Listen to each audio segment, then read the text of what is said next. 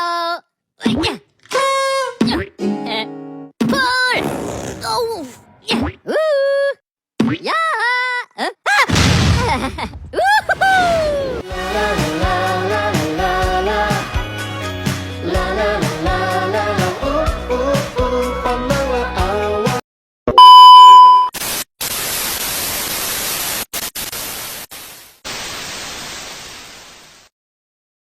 Baik, yang pertama definisi kekuatan interpersonal. Kekuatan interpersonal adalah kapasitas untuk mempengaruhi pikiran, perasaan, atau tindakan orang lain. Sementara pengaruh adalah hasil dari penerapan kekuatan tersebut. Kekuatan ini bisa berasal dari berbagai sumber seperti posisi, keahlian, atau hubungan yang baik. Baik, selanjutnya jenis kekuasaan dalam hubungan interpersonal. Yang pertama, kekuasaan koersif. Yang kedua, kekuasaan penghargaan. Yang ketiga, kekuasaan legitimasi. Yang keempat, kekuasaan rujukan. Yang kelima, kekuasaan ahli. Dan yang terakhir, kekuasaan informasi. Materi selanjutnya yaitu faktor-faktor yang mempengaruhi hubungan interpersonal. Dan di sini ada 8 poin. Poin pertama itu komunikasi. Komunikasi adalah proses pertukaran informasi, ide, dan perasaan antar dua individu atau lebih. Yang kedua itu kepercayaan, di mana kepercayaan suatu konsep fundamental yang memiliki banyak dimensi dan makna, tergantung pada konteksnya. Yang ketiga itu kecerdasan emosional, yaitu kemampuan seseorang untuk mengenali, memahami, menggunakan dan mengelola emosi mereka sendiri dan emosi orang lain dengan cara yang positif. Yang keempat itu kepribadian dan sikap, adalah dua konsep penting dalam psikologi yang sering kali saling berkaitan, namun memiliki definisi dan karakteristik yang berbeda. Yang kelima itu latar belakang sosial dan budaya, di mana merujuk pada keseluruhan faktor-faktor sosial dan budaya yang membentuk identitas, pandangan dunia, perilaku, dan interaksi seseorang atau kelompok dalam masyarakat.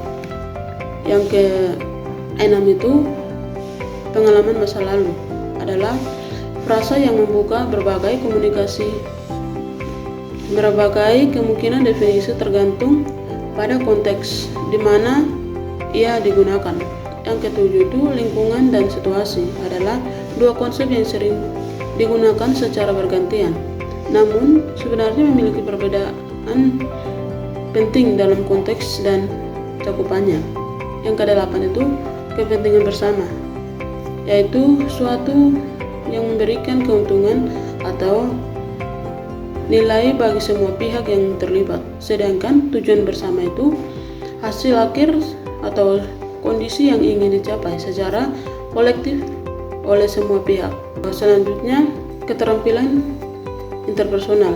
Di sini ada 4 poin. Yang poin pertama itu komunikasi verbal, di mana dengan cara berbicara, nada suara, dan pilihan kata.